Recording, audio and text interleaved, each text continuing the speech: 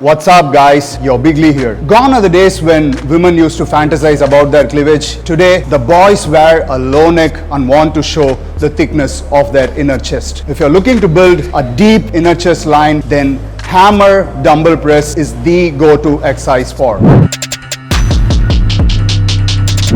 Dumbbell presses are good for building chest, but if you want to place the emphasis more on the inner line, then hammer presses does the job. Let's see how it's done.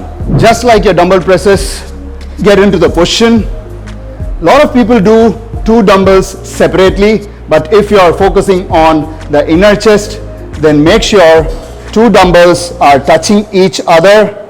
Your arm just in line with the lower chest. Press it all the way up. Squeeze your inner chest hard all the way down. Squeeze, breathe out, down, breathe in. Squeeze, relax. Squeeze, relax. Squeeze, relax.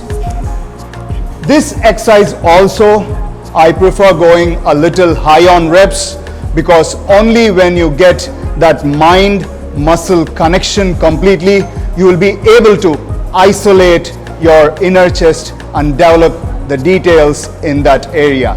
I'll see you with another exercise in the next episode. It's your Biglee, over and out.